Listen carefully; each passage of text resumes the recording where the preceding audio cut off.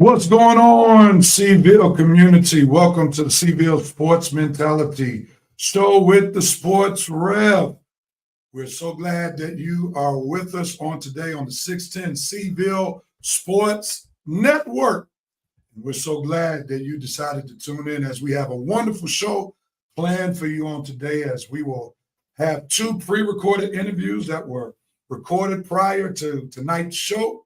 One with our wonderful head coach of the field hockey team of Coatesville, Coach Sharon Williams. Also, we'll have a first in the Seville Sports Mentality history. We'll interview two current players, where we'll be interviewing Olivia Wilkins and Jillian Wimmer, both Coatesville softball players who signed D1, or rather who committed to D1 schools, Drexel and LSU respectively. So we have a great show lined up for you today. If you don't mind, please like, if you're on Facebook, the Seville Sports Mentality Show by way of 610, the Seville Sports Network. If you're on YouTube, please hit that subscribe button. And if you're on Instagram, I can't see what you're doing over there, but go ahead on, flood the comments so that we know that you're tuning in. If you're on Facebook and YouTube, feel free to put your comments in the thread, and we'll try to put some of your comments up, but we can post them on our streaming service. Unfortunately, all we can do is stream to Instagram, but feel free to still comment anyway. All right? So again, like our Facebook page, 610 Seville Sports Network on Facebook. Follow us on the YouTube channel, 610 Seville Sports Show. 610 Seville Sports Network. Yes, on YouTube. Subscribe and follow us on Instagram. As we do each week, we have what we call the Cash Check-In, where this is a time where persons who are graduates of Cash or students of Cash can check in and put their graduation year. Also, anybody else viewing, please put your name in the chat so that we can know that you are tuning in. Even though it's called the Cash Check-In, we still welcome all people to check in. So go ahead on, put your name, and if you're a graduate of Cash, put your graduation year. When you post, let us know that you are tuning in on tonight. My number one fan is tuning in right now. That will be my mother. Good evening to you, Sister Sylvia Harris. Thank you for tuning in to the Seville Sports Mentality Show. Anyone else, feel free to chime in. Let me know that you are tuning in, especially if you're watching on Facebook or YouTube. I'll give it about 15 more seconds. I see that we do have some viewers. So if you are particularly on Facebook or YouTube, go ahead on, chime in. Let me know that you're tuning in so I can show your name on the screen. All right? And you can feel free to do so during the course of the show. And please, ladies and gentlemen, don't be shy to post. All right? We love an interactive show. So feel free to post as you feel led to do so. With that being said, we're going to keep this train rolling. And we have a segment on this show called Red Raiders Respect, where we show respect to those Red Raider athletes or teams that did some wonderful things during the course of the past sports week. So let's go ahead on and give some Red Raiders respect to some players and some teams that deserve the respect that's going to be given to them on today. Let's do it.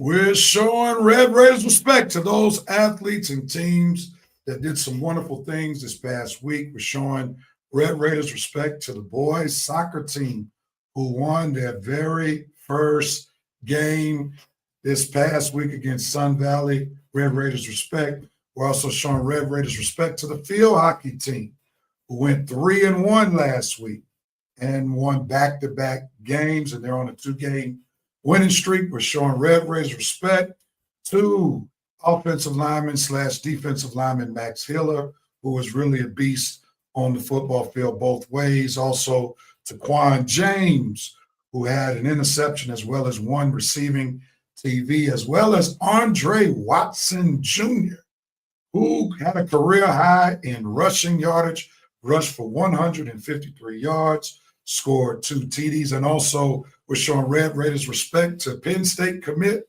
Terry Wiggins, who had a key forced fumble in the first half of the game to help the Red Raiders get momentum and ultimately win the game, where now our Coatesville football Red Raiders are 4-0. Also, we want to show Red Raiders respect to the girls soccer team, when last week they went 4 straight games unbeaten. And we salute them with Red Raiders respect on today. Also, we want to show Red Raiders respect to Carson Holmes and Braden Jacket of the Coatesville golf team, who were the top scorers in last week's golf matchup with WC East, where they both tied for the top score. Also, we want to show Red Raiders respect to the Coatesville volleyball team, as they won their first game last week against Academy Park. And also, they won back-to-back games. So let's show some Red Raiders respect. If you don't mind, if you're on Facebook and YouTube, can you send up some hearts, send up some likes, and let the Red Raiders who are being celebrated on today know that you're showing them some respect on this evening. All right? Thank you so much. We want to welcome Sister Donna Klassen on tonight. Thanks so much for tuning in, and thank you for your congratulations to our sports team. Well, it's Monday, so that means we have started a fresh new week this week, and some of our sports teams have games right now, or they have already played them. But we want to still show you this week's schedule for the various sports teams that will be playing this week. So let's look at that real quickly before we continue our show.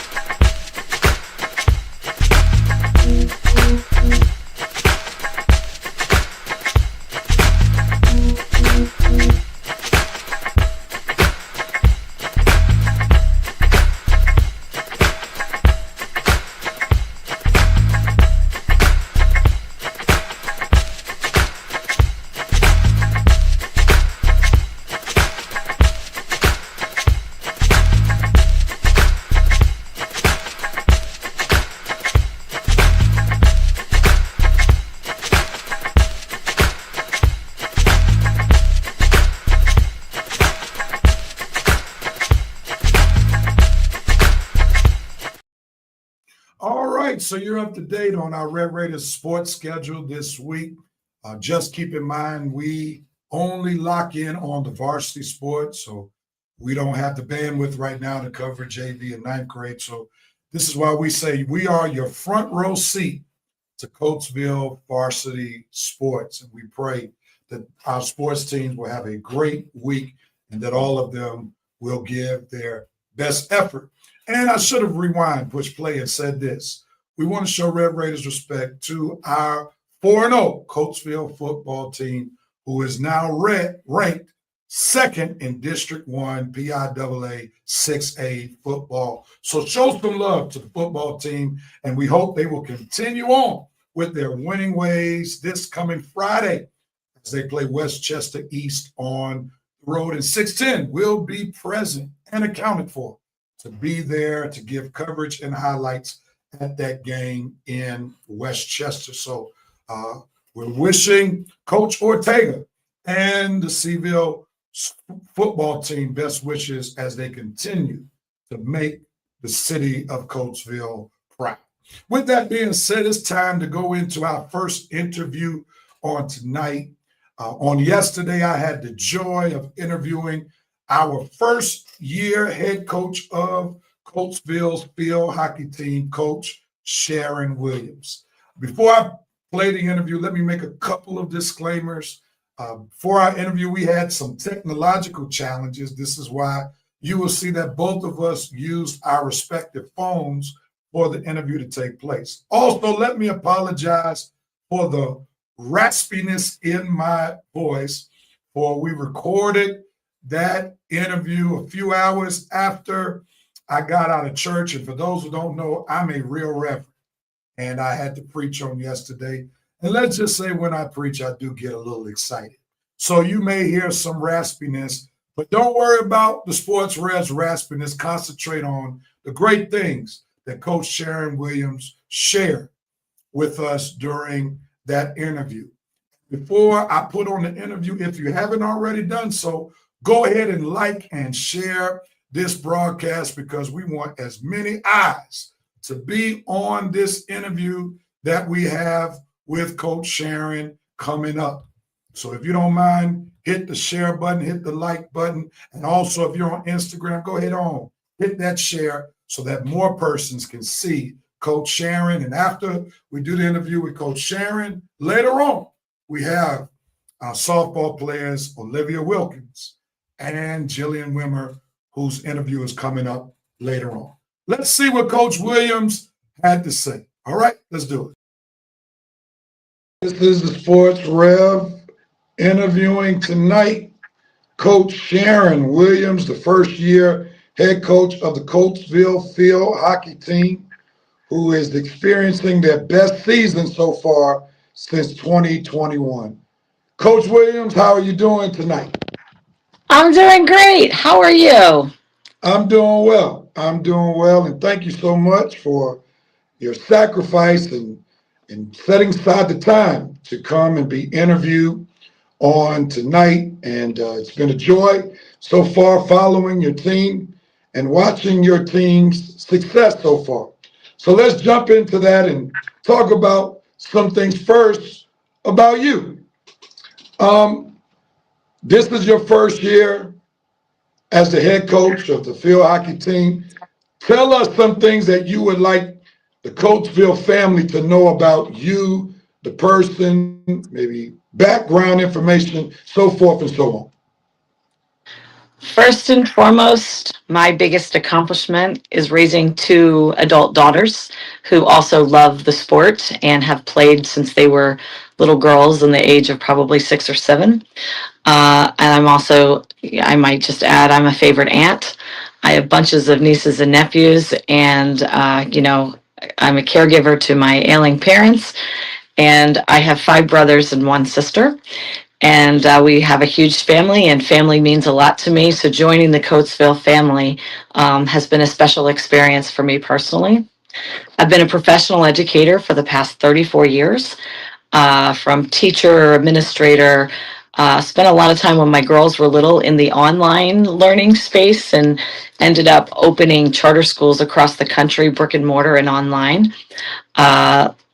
I have been a coach as well, probably for as long as I could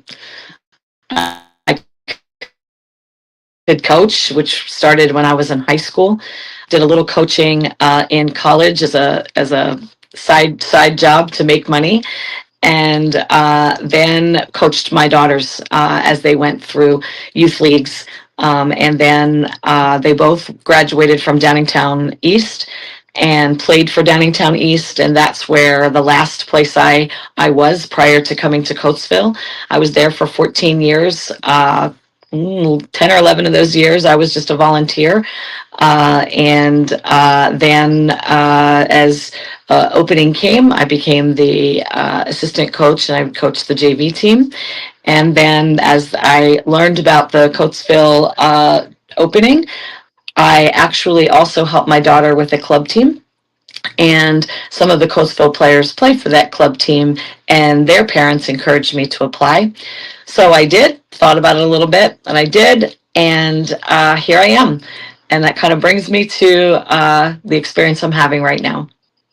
Thank you so much for sharing. You mentioned that you got some experience volunteering and making a little change in college. Um, Tell us about your college experience. Yeah, thanks for, I forgot that part, a very important part that's kind of shaped who I am. I played at the College of William and Mary, which was a Division I school. So played against big teams like UNC and Old Dominion and UVA, who were still strong teams right now, and they were strong teams back then. I actually was a goalkeeper, but a little claim to fame. I scored a goal, and it was a winning goal. Back then, the teams went into, when you had a tie score, when you went into overtime and they didn't score, then we went into penalty shots. And so not only did I stop the ball, but I got an opportunity to score as well. So there's my big Wow. claim to fame in scoring one single college goal. Wow. Well, let me say congratulations on your one goal. I had plenty of saves, and Okay.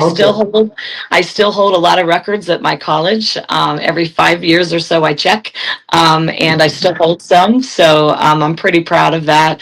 And it was a wonderful experience.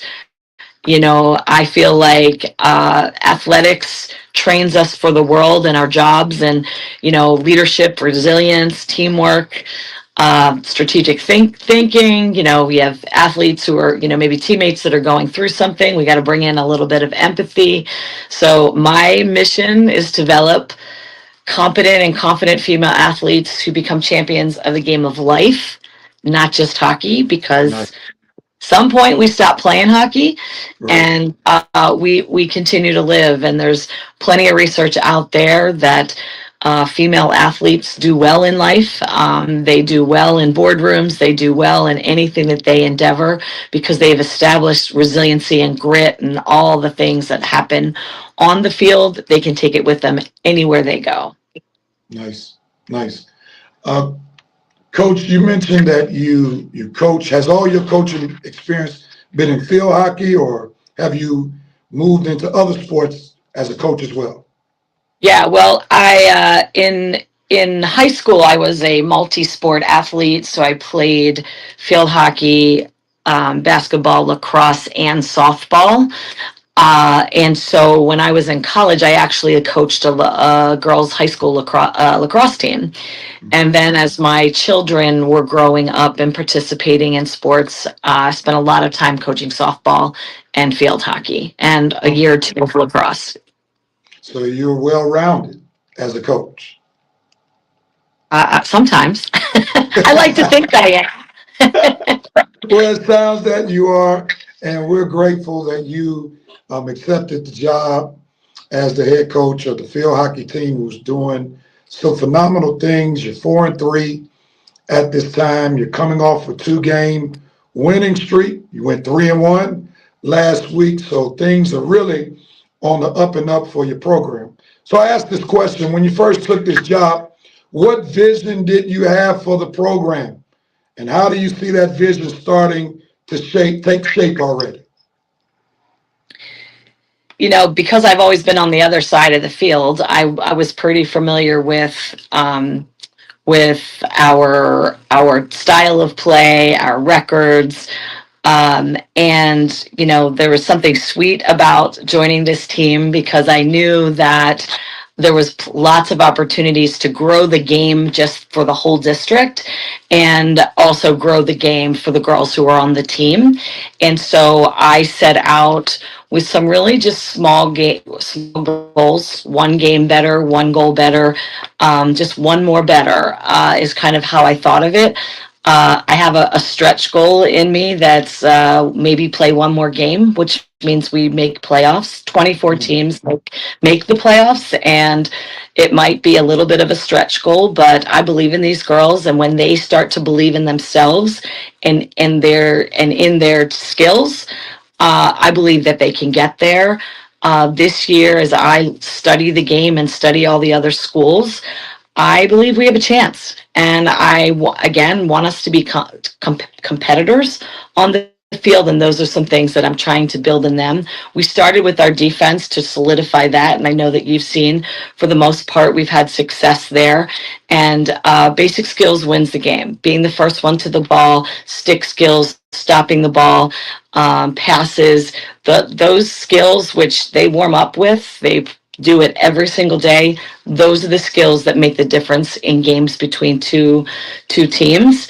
And so does bringing your heart into it. You know, I tell them there's 3 things.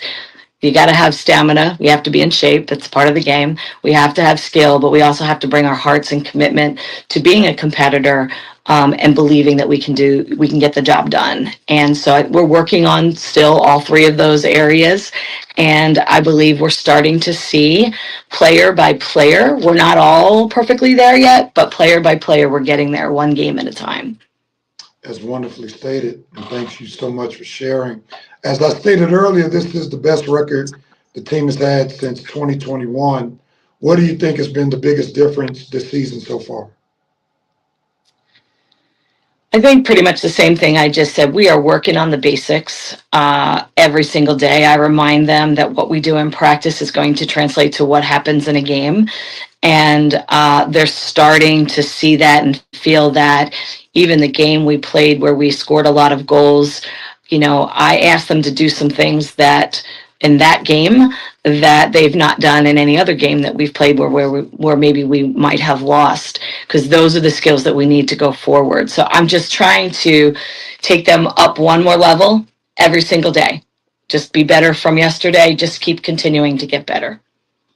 Every season comes with challenges, and what obstacles has the team faced, and how have they pushed through them? I think the obvious obstacle is I'm new. I'm a new face to them. And so you have to take some time to build that culture, as you said, build some trust. And we are every day working through it. You know, they ask me a lot of questions. They're learning. I'm an open book. If they want to know why they're not playing, I tell them why.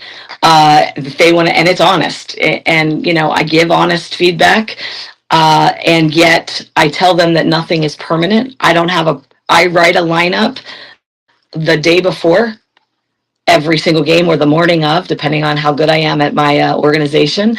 And so every day they have a chance to start. And I didn't count these up, but there's 11 starters. I've had probably 15 or 16 different girls start every single time. So they are growing and learning, and I've made that commitment to them, not just the varsity team, but the JV players. I try to watch them and work with them as well during our warm-ups for practice, because I want everybody to grow and develop. Coach, I'm sure you have some leadership on your team. You may have it in the form of captains. Tell the community who are your leaders or your captains, and especially with this being your first year, how did you go about determining who those leaders would be? It's a great question. So our captains are Carly Strickland, Reese Hadser, and Lauren Massey.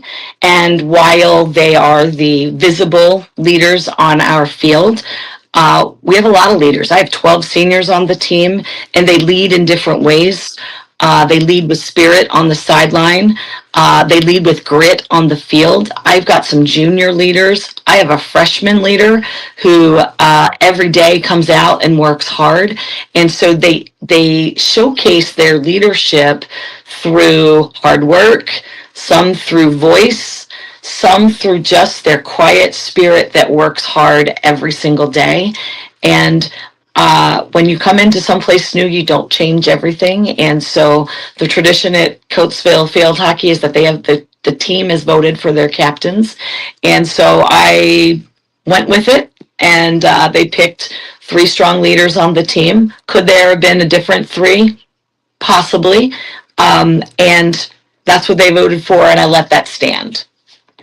That's wonderful, and you sound like a good leader, because as a pastor in real life, I understand you don't change everything overnight, because you have to build the trust, and you That's right. definitely have operated with wisdom as you've taken over as the head coach, and my applause to you for that. Thank you so much. Can you highlight a few players who have really stepped up for your team this season? I have. I think we've got. I think our defense has held us strong. So starting from the back, Anime Jones and Paige Massamy have been really strong in the cage. They've shared some games because we only have 2 goalies. Sometimes Paige has got to go play JV and be the backstop for our JV team, but I definitely want her as well to play as many varsity games as possible. Lauren Massey, Kylie Bostic, Cassidy Miraglia, and Kenley Crane are in the backfield, holding steady, clearing the ball, really strong. Then as we come into the middle, I have a lot of great options for my midfield. And what I love about this team is that many of them are flexible. And I'll say, hey, I'm trying to figure out the magic, right? That's gonna turn into a victory at the end of the game, or make us the most competitive against the teams that are on the field. And sometimes I'm trying to find our strength, and I feel like maybe I can move them forward. Those players are more. The Kylie Bostic's a perfect example. This past weekend, I said, hey, would you mind playing mid? She's played back for our first 6 games. And she said, sure, coach. And she giggled and she says, I might run out of gas. I said, don't worry, I'll watch you. But they've got that kind. She's got that kind of spirit in the center of the field and our midfield, and they just keep going back and forth and back and forth. Reagan Turner and Parker Schneider do a wonderful job. They've got the stamina. They could keep going. It's probably for their lacrosse backgrounds. They could run for days, and so they're really really great to have there. But then I've got subs that come in. I've got Gabby, and I've got Michaela, and lots of different players. Or Kelsey, they'll come in and play that midfield. It's the toughest position on the field. And then I've got forwards. Our starters are Reese, Emily, Clark, and Carly, and they've been the strength of our offense. Casey's also been strong coming in. She's been a starter as well in some of our games for midfield. And it's just as a coach, and I know that all of my counterparts at Coatesville are feeling the same thing. How do we put the best mix of strength and talent on the field, in the right place, at the right time, on the right day? And that's really what I think about all day long. I know what my options are. I have a lot of options, and really trying to make the best. We've got Ashlyn Sell and Meredith Basili that come off the bench and help us on forwards, and they come in. Marie Luton does the same thing. As you know, she made that game-winning goal in the overtime. We just have a lot of options and a lot of strength on that team, and I'm just super proud of them. We've got 12 seniors, 10 or 11 juniors, young juniors in the back in Liv Abernathy and Amaya. They come in off the bench as well, and they come in with smiles and grit, and maybe they don't get a ton of playing time, but they come in with all their might, and they're going to play for as hard as they can for as long as they're in the game. You can't ask for anything more on a team. You could just hear the passion that you have for your team, and that's wonderful to hear. I want you to think beyond year one. What excites you most about the direction this program is headed in the future? I watched the baseball team this past spring go deep into the playoffs, and one of my first emails to the team was, "Why not us? Mm. Why not?" I understand very well now what Ville mentality means, and I got a strong definition from the athletic director. But then I started to hear it and feel it and smell it, if you will, across many of the teams, the football team, the soccer teams. I can see it and smell it, and that's something that I'm trying to integrate into our everyday. And beyond this year, I really want that one more game this year, which means we make playoffs this year. But if not this year, next. I know that we've got a pretty strong group of girls coming up from the middle school. And so I just want to continue to grow this program so teams get a little nervous when we show up at their field, or they get a little nervous when they come to ours. I just want us to be strong competitors. Just from the few times I've interviewed you and I've seen your team play, it's obvious that you have an infectious spirit. It's clear that you're a motivator, you're very inspirational. So I'm curious, who are some of the coaches or people in your life that have helped shape you as a coach? I can think of a few. And believe it or not, I'm an introvert. And so when I was in college, I was pretty quiet. I did end up being the captain of my team, but in my way, with my spirit. And look, I'm as competitive as the next person. I want to win so bad. I know that the scoreboard doesn't always reflect what the competition was every day, but I always wanted to win. I had an athletic trainer who knew me well, and she would take the time, settle me down, talk to me, and she was inspirational to me. And so I felt like I needed to pass it on. I've had many excellent coaches in my life. I had a softball coach. I'm only 5'2", and I know you know that. My coach was like 6'10". I would stand and look at him, and he was inspirational. And I had lots of different softball coaches. Softball was probably my second sport that I was, kind of good at. I probably could have played in college if we had a softball team, and I would have done it. But I spent most of my life in every summer there, and I had coaches that were funny. I had coaches that were serious. I had coaches that were inspirational. And I feel like every one of my experiences as a high school player, if you will, started my journey into, I want to do that. And then, of course, I went on to college, and after my freshman year, I got a new coach. So I had the opportunity to have 2 or 3 coaches, or 4, in college, just because we had different assistant coaches.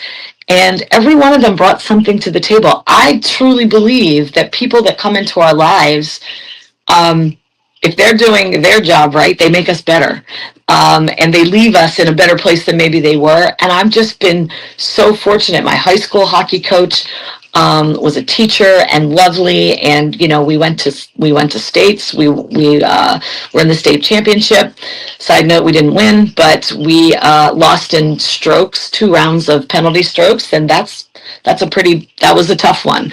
But my coach was calm and supported us and celebrated us, because she recognized that despite the fact we lost the state championship, we were one of only 2 teams that were there. Wow. So, I think that there's a lot of, I'm a huge reader. So I read about coaches. I read a lot in the business world and leadership. So I could go on for days, but I'm a student of the game. I'm a student of coaching. And so I don't think I'm ever done with myself, which means I hope that every year I'll just get better and better to help the girls get better and better. Last question for you. I think the city of Coatesville should be excited about you being the field hockey coach. Again, the energy is being felt, the passion, and you can't help but get behind a coach who still remains a student of the game. And it's clear that you're not resting on your laurels resting on your past experience as a field hockey player, but you're still leaving room for you to continue to grow, which is awesome.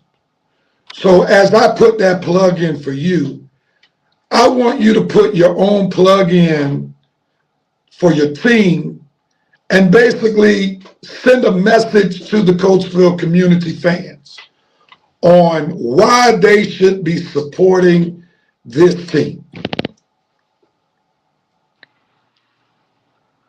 This is a special team. They had to go through a transition. 12 seniors their senior year, and they're doing it. And they're doing it with grace. They're doing it with pride. They love their school. Sometimes I do have to talk to them about stop talking about football because our hockey game's going on. But I know where the pride. I know where the pride is. I don't think it helps that I've got the student section leader on my team. Okay. And I'm like, all right, well, we got a lot of spirit. But this team is special. And this team every day is rising. So I don't want anybody to miss it. And I want them to come check them out.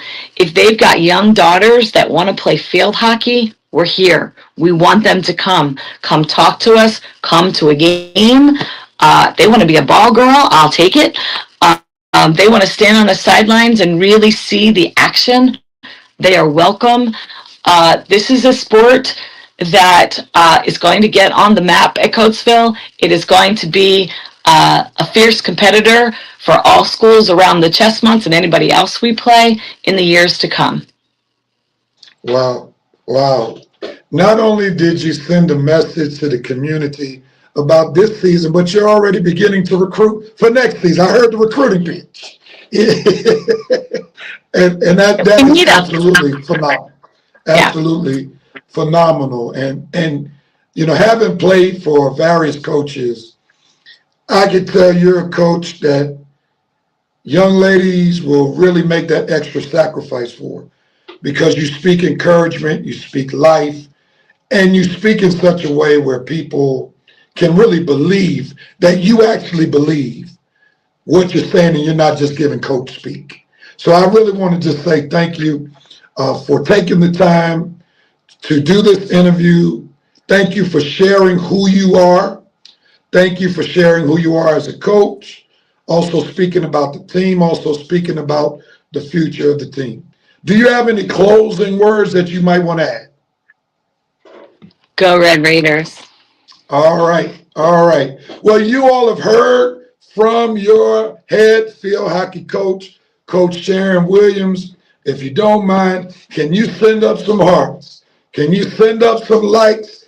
Even send some inspirational posts for your wonderful field hockey coach, Coach Sharon Williams, who is leading this team with excellence. And guess what? As I may say in the church, the best is yet to come. So let's give Coach Sharon Williams a wonderful hand as we thank her for her time on tonight. Thank you so much, too. My pleasure. What a great interview with Coach Williams.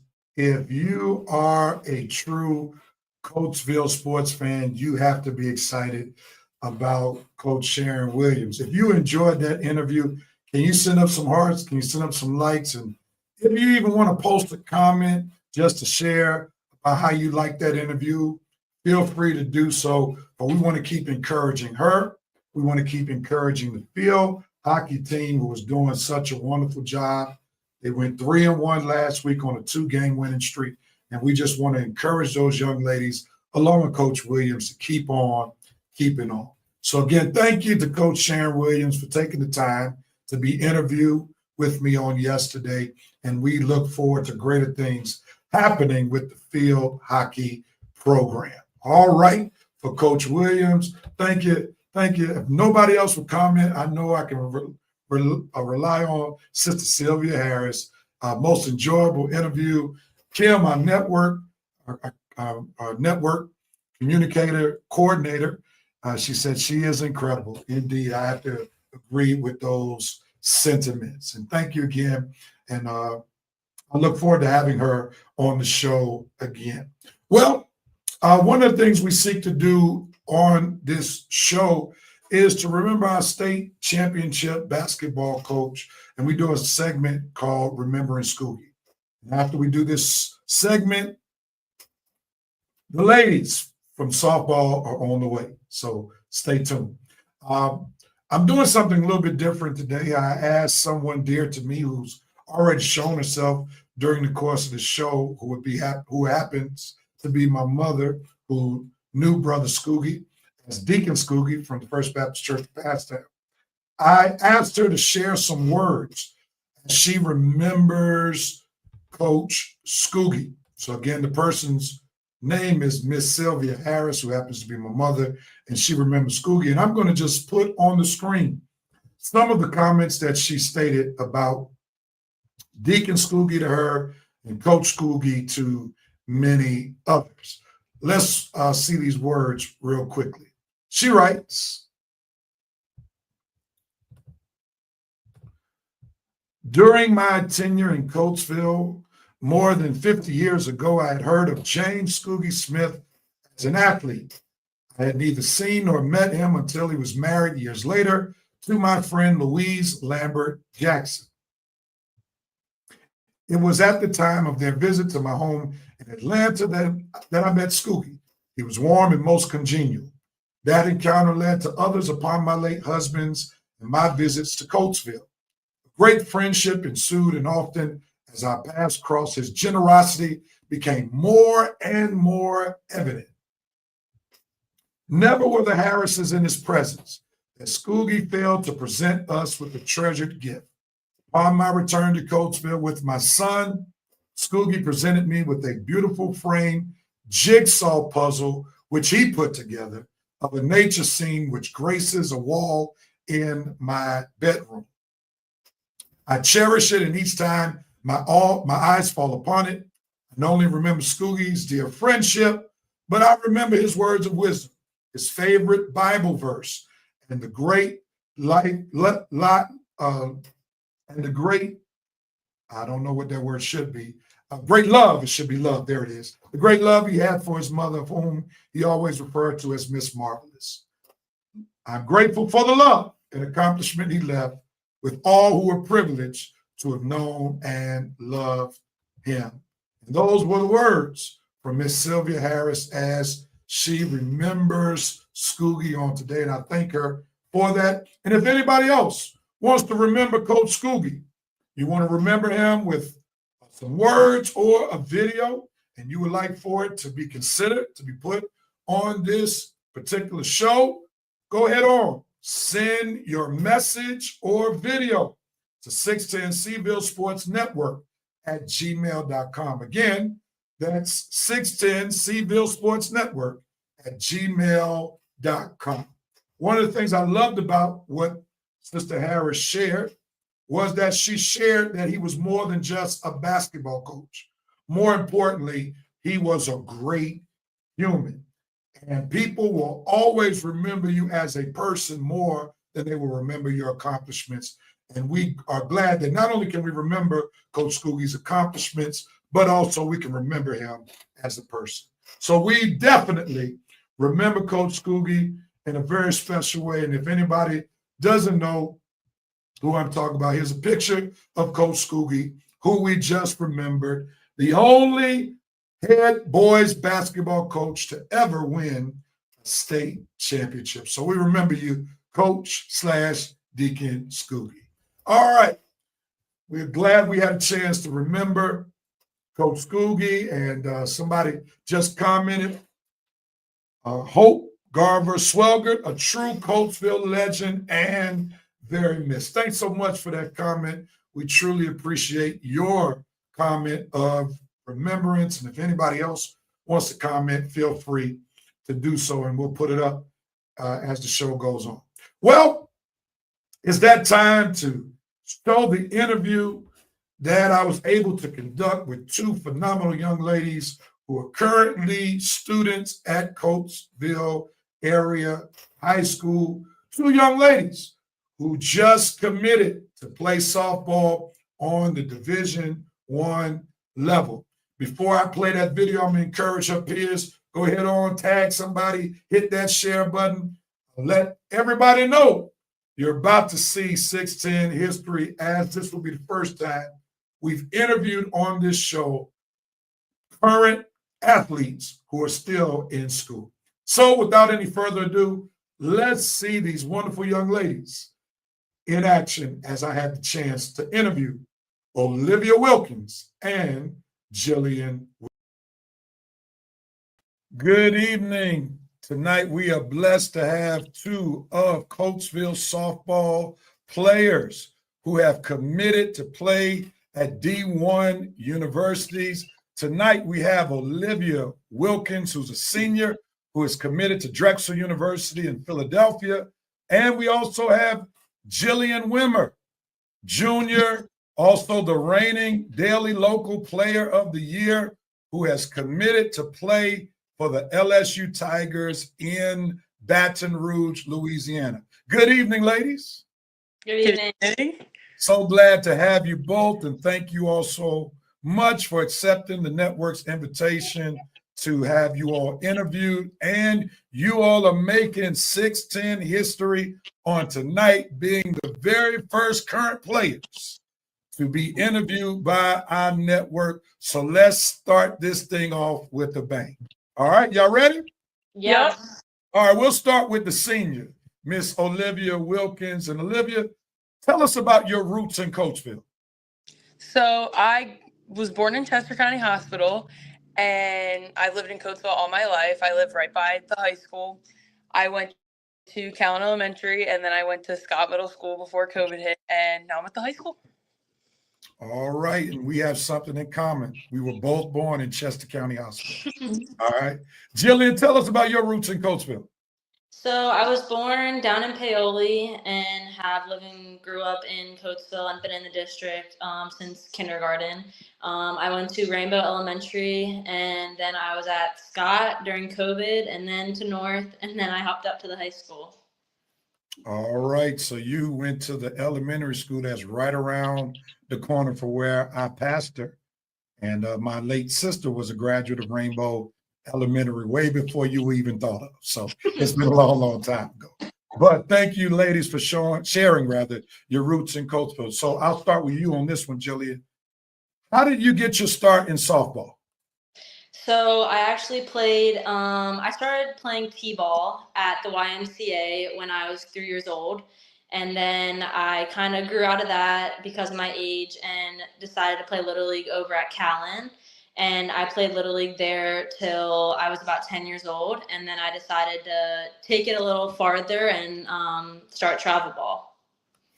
All right. And when you were playing in Little League, when was it determined what position you ought to play? So the coaches that I went to a travel team with when I was 10 were also my Little League coaches. So there was like the same core group of girls, and Livy actually being one of them when I moved over to that travel team. So I've known her since I was 10 years old. And I've always been in the middle infield. So it's been pretty cool to just like see me like grow and develop there. And just, I think it's pretty cool that I've always like been there. One more quick question for you, just for those folk who are not familiar with softball terminology. What does middle infield mean? Shortstop and second base. All right, so that means you got to be pretty rangy, as well as you have to have a strong arm to play shortstop. Yeah. All right, glad that the sports rep nailed it on that one. All right. Olivia, tell us about how did you begin playing softball? Yeah, so same with Jilly. I started in Little League. I played for the Fallowfield Phillies for preschool and then into elementary school. And then Fallowfield Phillies turned into Coatesville Little League, did Coatesville Little League, and then did Callan Little League for a year. And then I started at travel at Lady Seal, Coatesville Lady Seal, 12U, played with Jilly. And after that, I moved to, I play for Rock Goldway National now. I moved there last year, and I'm there this year too. Had games this morning. All right, so what's your position? So I play a little bit of everything for school ball. I played third base this past year. Before the past 2 years, I played second base. And then for my travel team, I rotate between first, second, short, a little bit of third. So I've played at everything pretty much. So what's your favorite position since you are the epitome of a utility player? What's your favorite position? My favorite position is second base. And I why love is that? because it's a little bit of everything. Like you get to you field, you're in like bunt situations, you get cuts, but it's not like shortstop where you're like all over the place and there's like all that stuff. I let Jilly handle that. Okay. All right. Well, thank you, ladies, for sharing about your position. Now, both of you all talked about playing club softball, and you all been playing club softball before you even started at Coatesville. Am I correct? So give the public some understanding what club softball entails. Like, give us the ins and outs of it. We'll start with you, Olivia. So for Lady Steel, we practiced together as a team where we were based in Parksburg, and it was 2 times a week at nights, and then tournaments in the fall, Saturdays and Sundays, sometimes Fridays, depending on what they were, and then throughout training all throughout the winter. So we never really had an off season. Same thing with rock, like we go year round, and we go down to Florida in in the wintertime to play in the warmer weather. And so it's basically nonstop training all year round. Would you like to add anything that Olivia said, Jillian? Yeah, so for me, it looks a little different because I'm playing on a team out of Birmingham, Alabama. That's where my club team's from. It's called the Birmingham Thunderbolts. And so for me, we don't really meet up for practices weekly. So training's all like left up to us and like what we do. And you have an expectation that you have to stand up to. So for me, it's just like having my personal like trainers and coaches that I go to weekly and like strength and conditioning. And then we will meet up for tournaments in the fall and the summer, which are like main seasons. And about like 1 or 2 times between fall and summer season, my whole entire team flies into Birmingham, Alabama for like a team workout that is like, I think it's like 18 hours the whole entire weekend between Saturday and Sunday. I think it's 8 hours each day. So that's kind of like our time together that we get to practice. So we don't see each other weekly. But like Livy said, we're traveling to Florida, California, and all over. Wow. So you got to give us more information. How did you get connected to a team in Birmingham, Alabama, and you're in Coatesville, Pennsylvania? Help us understand that. So I was playing on a local team around here, PA Chaos out of Glen Mills, PA. And I had got reached out to by one of the coaches down at the Thunderbolts in Alabama mid-season. And I had already fulfilled my commitment to that team, and I knew it wasn't right to leave halfway through the season. That's just not who I am. So I finished out the season, but I knew since I had for myself to play in the SEC, and I ended up going down one weekend for a workout with the team and got to meet the coaches and the players, and it just was a good fit for me and what I wanted. So you made mention of something that I wanted to ask because you talked about you wanted to play SEC SEC softball, excuse me. So I'm gonna start with you, Jillian, since you opened up that softball can of worms, and then I'm gonna go to Olivia. All right. When was the moment you knew you were good enough to play college softball and then Division I softball? Start with you, Jillian. So I feel like so when I joined my first travel team with Coatesville Lady Steel, I was playing up an age division. And so I kind of always stuck around with those girls and like pushed myself to keep up with them. And I've always liked to be challenged. If I'm not challenged, I'm not getting better. So just for me, like continuing to grow and develop over those years and just like knowing that I needed more and I wanted more. I think coaches saw it. I'm sure players saw it. My parents saw it. Like they knew that I needed a next step, and just continuing to like meet new coaches and players that will push me to be my best. it's kind of where I ended up falling into wanting to play Division I softball, just by who I've surrounded myself with and just knowing I have the ability and skill to play in the SEC. What you just said reminds me of a sermon that I have, because y'all do know I'm a real reverend in life. It's not just a stage name, but I do pastor church. And I have a sermon entitled, Your Company Controls Your Destiny. So you just proved that point through you making sure that you're around the right company that could help you reach your destiny. So Olivia, tell us that moment you knew that you were ready to play college softball and Division I softball.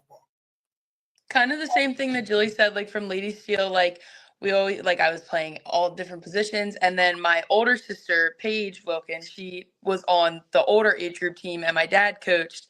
And so I'd always guest play with them if they needed a person, and just playing with an 18U while being 14, it helped me realize like my potential and how if I kept pushing myself harder, how far I could get in softball.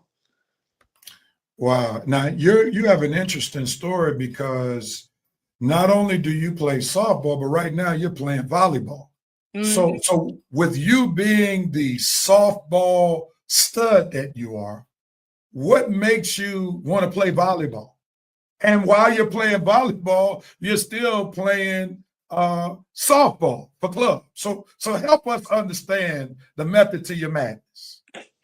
Yeah, so honestly, I didn't even know Coatesville had a volleyball team until it was right before my freshman year. One of my friends, her older sister, was on the team, and they were like, oh, we need people to come out, come to the summer workouts. They're fun. So then I came, and it was just like, there was probably 2 or 3 legit people who play like club volleyball, and the rest were just other sport athletes who wanted something fun to do. So then I had fun, and I just kept coming back.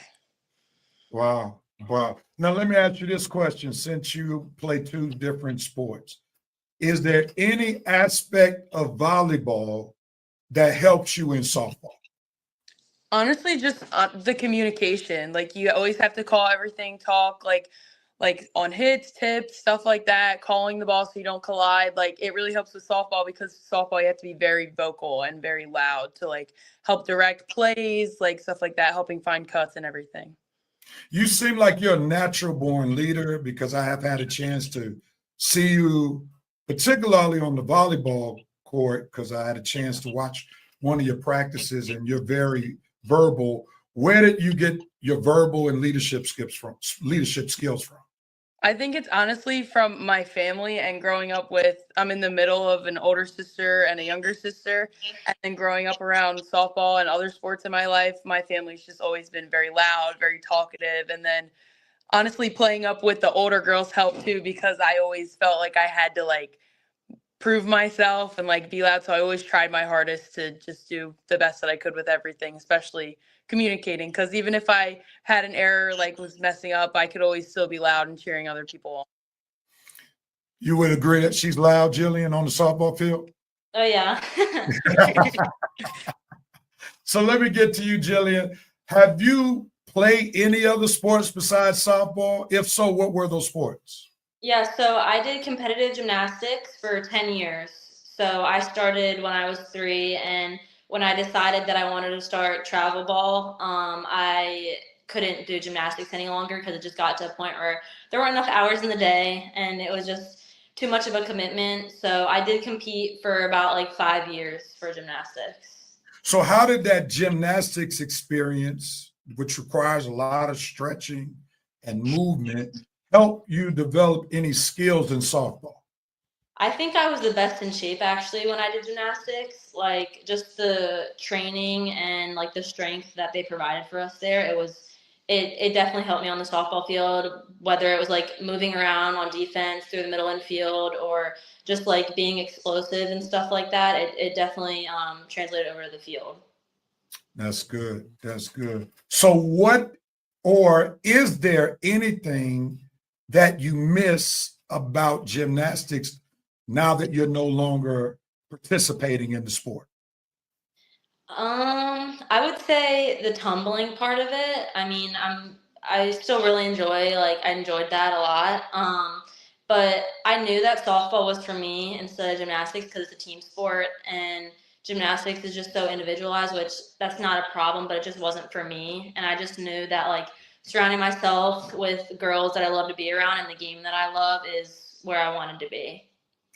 It's interesting that you talked about softball being a team sport because it definitely has a team sport element to it because you need all 9, 10 players or the bench, all being on one accord. While there is an individual side to softball a little bit, especially when you go up to bat, right? So let me ask you all as we talk about this team sport, and let's talk about your team in Coachville. And I'll start with you, the big time senior who's entering her last season as a Coachville Red Raider. What has your experience been like playing softball for Coachville? Honestly, it's been awesome. It's been great, especially as a freshman. My older sister was a senior when I was a freshman. So knowing her and all of her friends who were playing, it just helped me. Like everybody was always so nice. Like they took us under their wing. And so just honestly, it was awesome. Like, cause you made so many different friends that you never thought you would have. And just everyone working together, it makes everything great. So if I'm hearing you correctly, you've been a 4-year varsity player on softball? I was a swing player for my freshman and sophomore years, and then junior year I was full varsity. All right, so just for the people who are a little bit softball slow, tell us what a swing player means. So I played both JV and varsity. Okay. So how was it playing with your sister when she was the big time senior?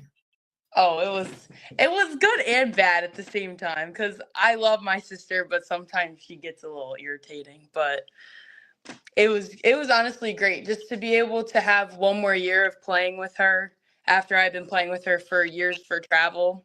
It was awesome. And like for my dad, like getting to watch us play together again before she went off to college. So. All right, and I'm going to ask you one more question. This is about Jillian real quickly before I ask her about her experience playing at Coachville. So you have her by a year, right? Mm-hmm. So obviously you were on the team before she got on the team. Mm-hmm. So what was the response of the players when she first touched the Coachville field to play varsity for Coachville? What was the reaction?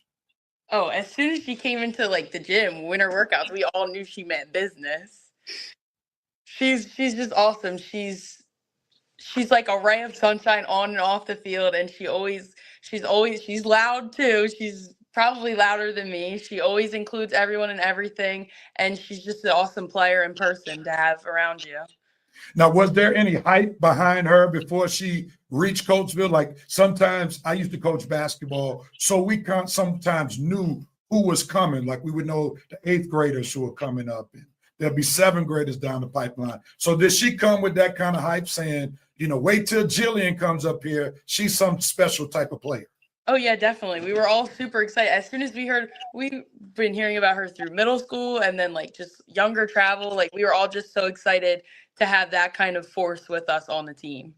All right. So Jillian, I had to hype you up a little bit. So tell us about your experience playing for Coachville. Let's start with day one. Like, what has your experience been like? You're about to enter your 3rd season. So you've had 2 prior seasons. So tell us what that looks like or what it's been like.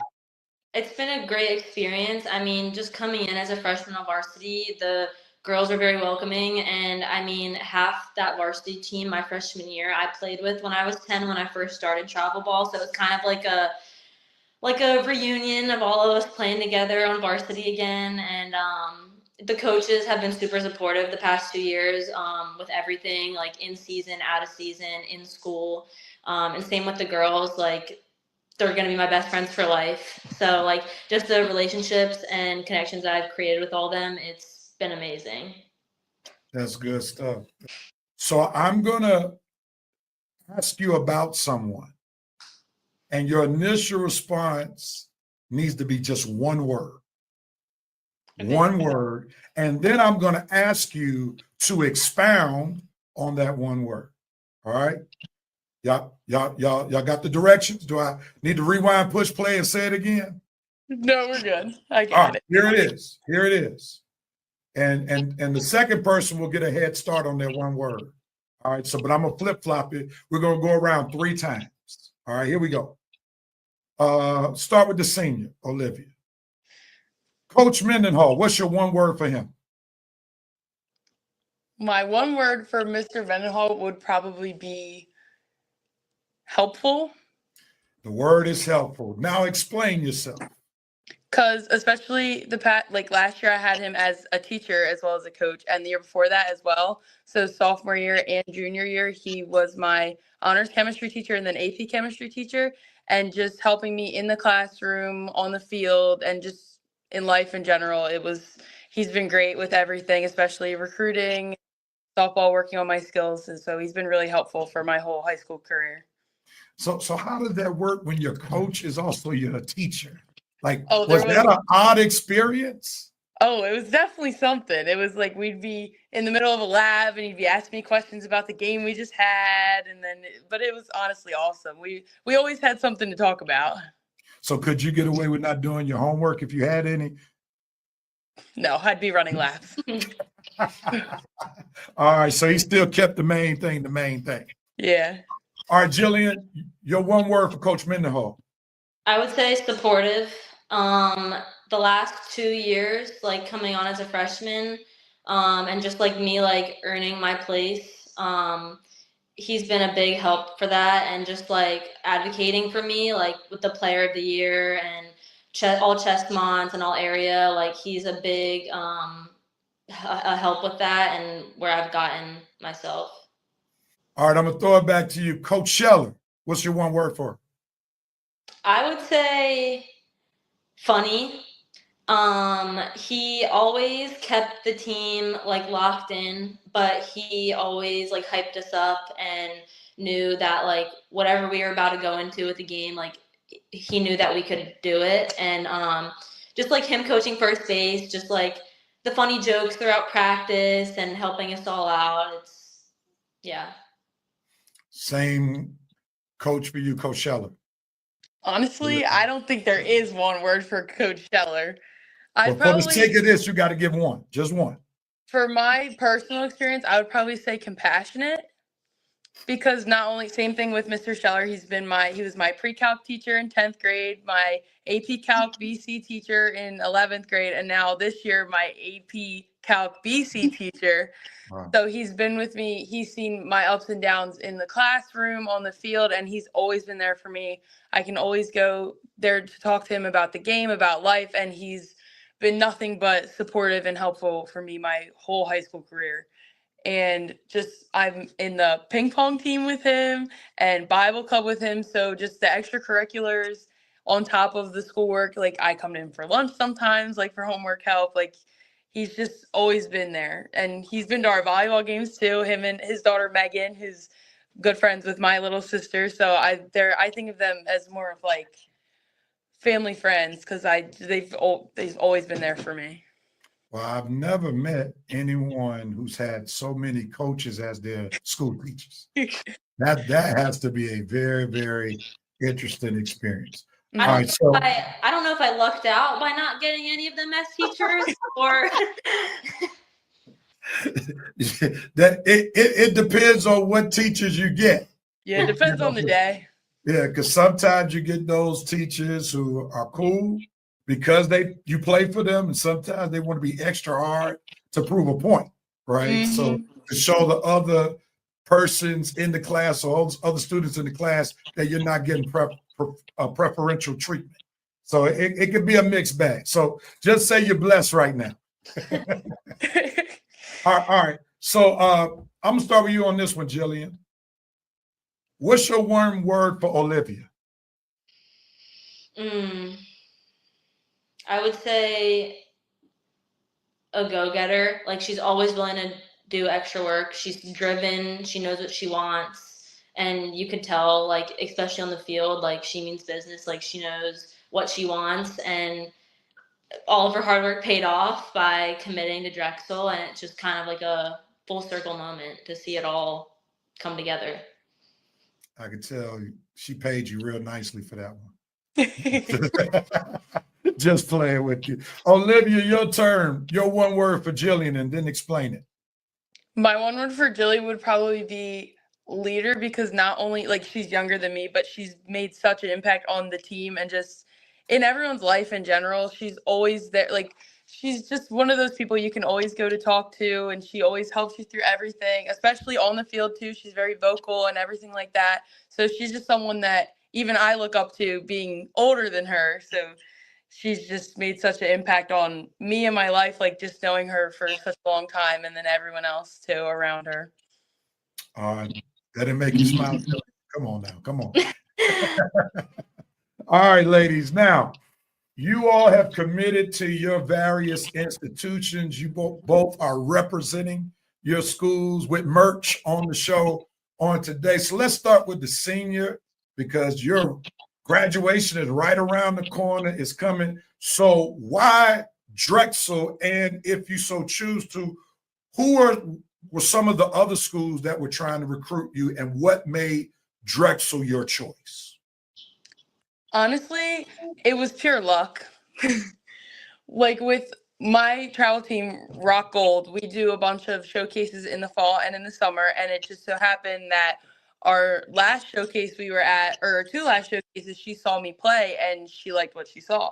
So then I talked to her at our last showcase, set up a visit, and then when I went on campus, I just fell in love with it in the city. And Coach Brooke is such an awesome person. Like she was so easy to talk to, so helpful with everything in my recruiting process, that it just felt like home. So what is it about Philadelphia that you're looking forward to? Honestly, just the environment, because it's considered the city of brotherly love. Now, you know they don't always show brotherly love in Philadelphia. Like Philadelphia, they have some of the hardest fans. Yeah.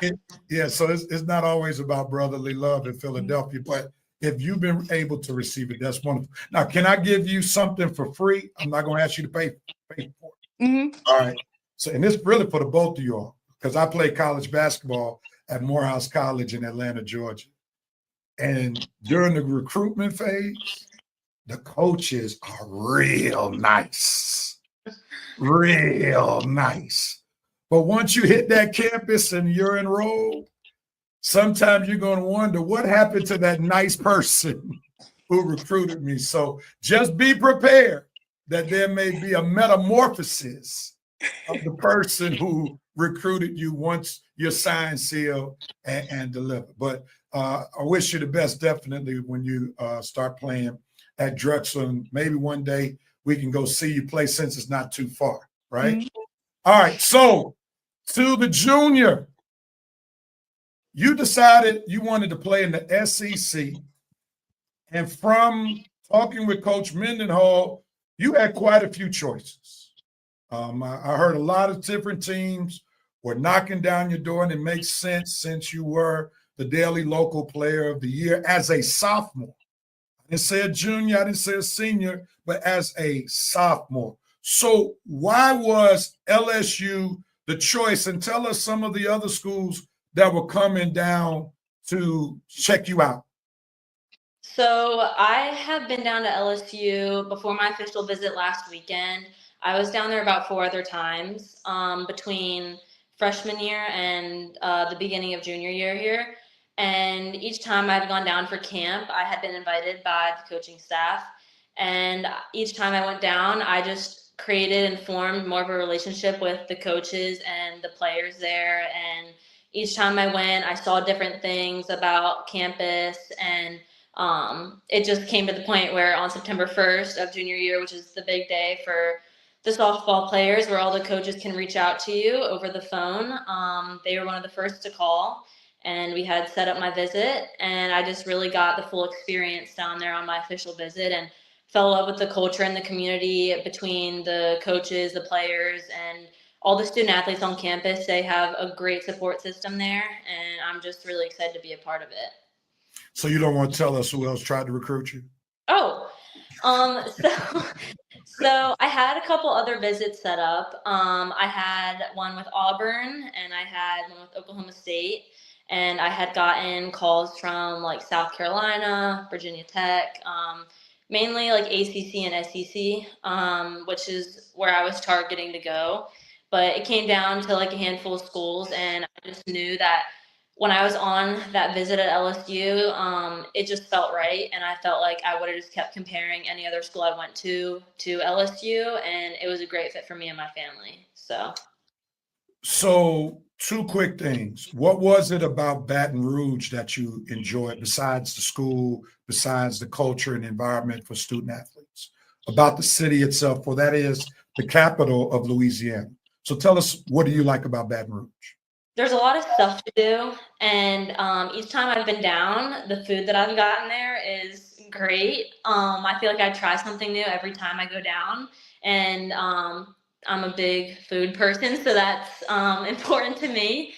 And just there's so many things to do. Like the players showed us around, and just like the important parts of the city. Like it's a pretty cool place to be and spend 4 years at. So I got to ask you a question since you talked about food, and I got to check your food game on here in Baton Rouge. As I shared with you prior to the interview, I know a good bit of knowledge about the food scene in Baton Rouge. My daughter graduated from Southern University, which is in Baton Rouge. Have you been to Paraines? No. Okay. All right. So you really haven't checked out the scene good enough. No, I'm just playing with you. But you got to put, here, I'm going to give you this, and you don't have to pay the sports rep for these suggestions. But next time you go to Baton Rouge, go to Paraines if you love seafood. And also for good food experience and sports bar experience where they show sports and all that stuff, you got to go to Walk-Ons. Okay. All right. Have you ever had a Krispy Kreme donut? Yes. All right. Do you like bread pudding? Mm-hmm. So they have done one of the most phenomenal things that you will ever imagine. They put a Krispy Kreme donut together with bread pudding, and that's one of their desserts. So thank me later after you try it, all right? And he said, you heard it first. Yeah. You got to give me credit. You heard it first from the sports rep, all right? Okay. All right. So with that being said, now let me come back to you, Jillian. You're only in your junior year, so that means you have 2 more seasons ahead of you. So why did you feel the need to commit early on in your junior year to LSU and not wait until your senior year?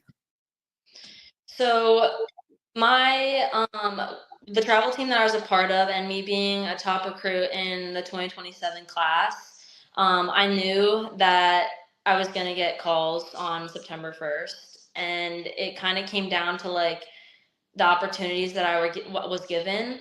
And I knew that LSU had created a great place for me to come into, and I didn't think I could pass it up. And it just felt like home when I was down there.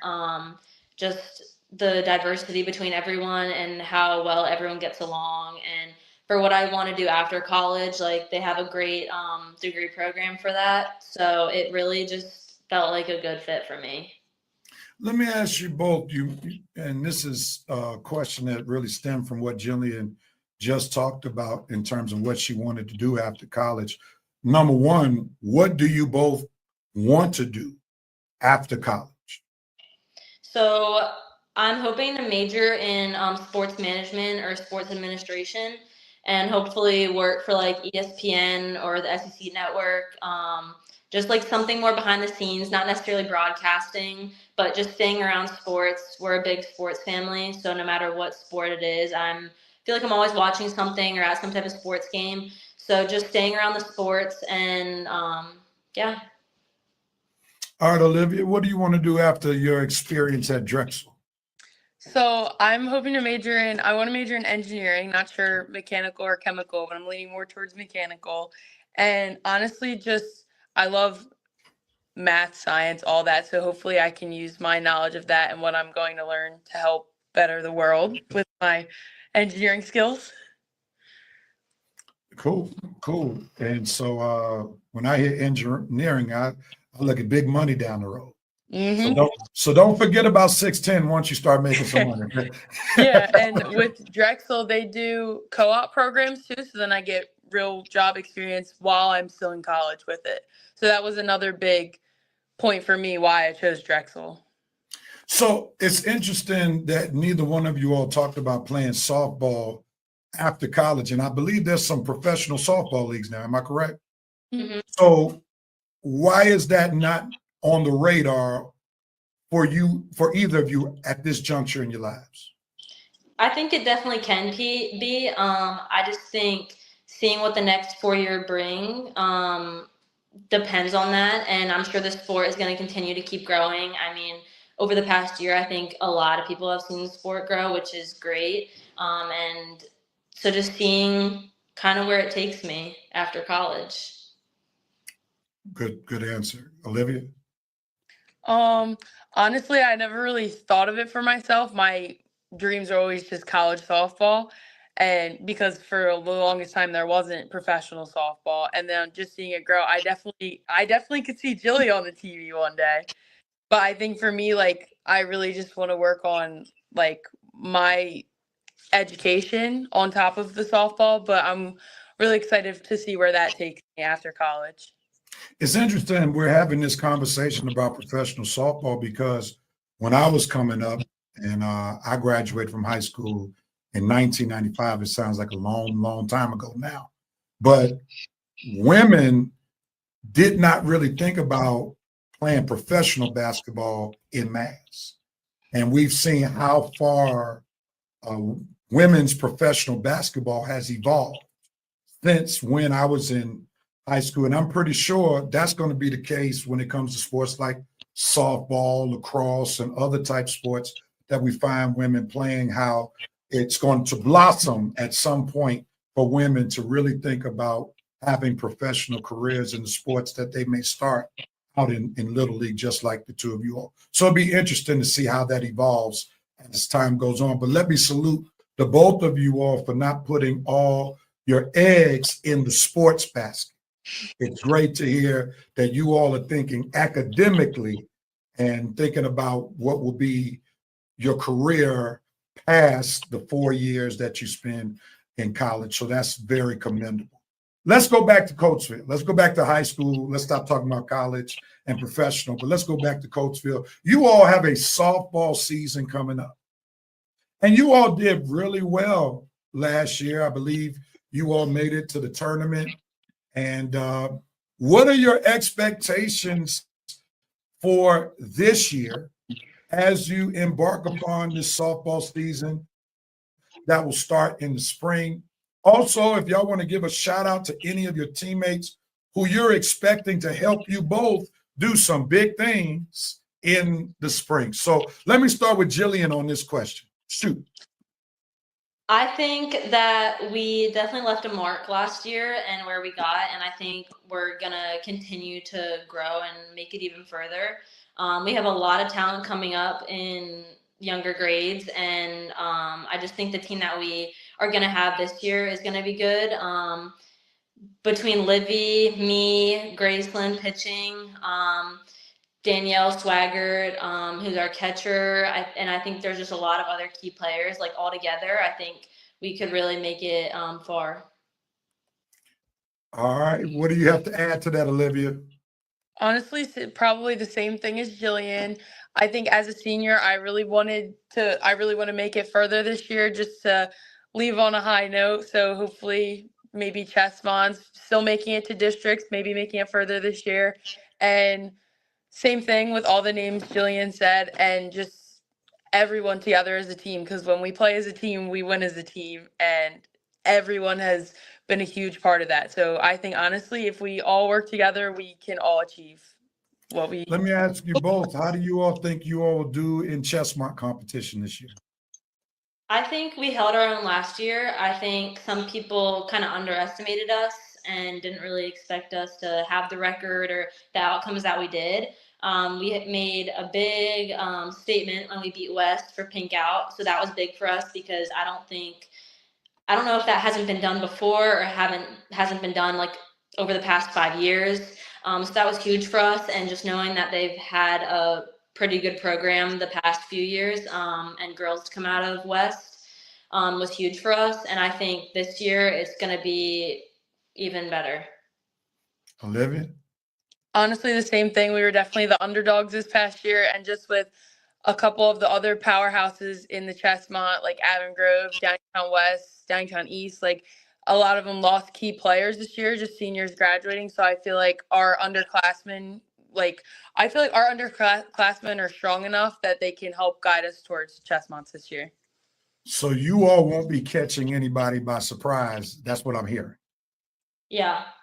Okay. All right. All right. Well, we're looking forward to capturing you all and covering you all during the softball season. When we first started covering you all, we were in our diapers at that time as a network. So we're hoping to be better with the coverage and do some more things, such as having conversations with you all and your coaches when that time comes around. All right, we're going to get you out on this particular question or statement. I'll start with you, Olivia, since you're the senior. Talk about the people who have made it possible for you to be where you are today and for where you're going. There's so many people who have helped me just on and off the field, specifically my dad. He's always been like my biggest supporter on everything. He's always pushed me, helped coach me. There's been countless like late nights, weekends. He's just worked with me on stuff. And then just my other trainers, Tracy Clark, he's a teacher at Coatesville. He's always helped me with just the extra training still. He's my hitting coach. And just all my Lady Steel family who have helped me since I was 11 years old. They've become my family, especially Coach Jen, who I was with for over 5 years, just helping me. Like, they became my family. And then my Rock family now, they help me with my whole recruiting process. And Coach White made everything as stress-free as possible. And it was awesome to just have that experience coming from my Coatesville family and now my Rock family, and just everyone coming together and just hoping the best for me. That's awesome. And I'm sure you made some people smile and blush a little bit by what you shared on today. Jillian, your turn. Same question. I would say my parents are definitely a big part of it, and my whole entire family and friends. Like Livy said, my dad has been my biggest supporter and always the one to go take me for extra practice and always willing to drop anything he's doing for me to get where I need to be. And same with my sister. So my sister also plays softball, and she will be a freshman next year. And she's always just willing to go out with me and put in extra work as I'm trying to help her and guide her as what I'm going through, what I went through. And I would say all my coaches, past and present. So when I started down at Lady Steel and to where I am now at the Bolts, Coach Rock, Coach Jenny, and all my trainers that I have at home here for hitting and strength, it definitely was an important part of where I am. So you're going to get a chance to experience what Olivia experienced with her sister next year at Cash. Are you excited about that? Yes, I'm really excited to share the field with her. Hopefully for a year. Hopefully she's on varsity. She's a pitcher, so definitely completely opposite positions in the family here, middle infield and a pitcher. So two different animals that my dad's trying to help here. But yeah, it'll be fun. That's awesome. Well, ladies, you all have been a joy to interview. I just want to thank you all for being willing to come and share, make 610 history, being the first two current students that we've interviewed. You all have bright futures ahead of you. Your families ought to be excited because they have helped raise two wonderful young ladies. You're well-spoken just as much as you are great athletes. So I wish you all the best in all of your present endeavors and future endeavors. And 610 is going to be following you not only in Coatesville, but beyond. 610 Seville Sports Mentality family, can y'all show some love to two of your own Coatesville softball players, Olivia Wilkins, who's committed to Drexel, and Jillian Wimmer, who is committed to LSU. Send up some hearts, send up some likes, clap your hands, stomp your feet, wave your hand, whatever you want to do to show some love for these two wonderful young ladies. Great job, ladies. Thank y'all so much. Thank you. What a great interview. You ought to be excited if you're from Coatesville, if you're a fan of Coatesville sports, to see those two young ladies. You ought to be excited They gave a great interview. I must admit, I thought it was going to be a very short interview, short one-liners, but they are well-spoken, gave comprehensive answers, and it was just a joy to interview them. And it was hard to let the interview go because they were just such great young ladies to interview. And Coach Mendenhall, head coach of the Coatesville softball team, you ought to be proud of these young ladies that you coach. And we definitely want to send some prayers out to Coach Mendenhall, who is on the mend as we speak right now. And let me thank in a very special way Coach Scheller, who gave us permission to be able to interview these two wonderful young ladies. Also, in the process of getting these two young ladies, I was also taught that they're not the only two who've committed to play college softball. Also, Allie Burke, who she committed to Alvernia. She will be going to Alvernia, and Danielle Swiger, who committed to East Stroudsburg. So we salute those two young ladies who will be going on to play college softball as well. So the softball team has some players on it. Let's look forward to them having a great season. Well, we're about to conclude this show, but let me show these comments before I give the last segment. Rebecca Wimmer, awesome Jillian, and also showing some hearts. I would imagine that's family right there. PJ Nolan, great job, ladies. Sylvia Harris, marvelous interviews. Wilkins, can't get the first name, Hannah Wilkins. We're so proud of Olivia and Jilly. Thank you, Sports Ref, for putting a spotlight on them. It was my pleasure, and I know you got to be related to Liv, and she's done a wonderful job. Thank you so much. And that's why we wanted to create 610, to give these young people who normally are not seen because they don't play football or basketball the opportunity to be seen. And Coatesville, you got to be glad we have some wonderful young people who are not just athletes, but are smart and intelligent young people as well. My pleasure. My pleasure.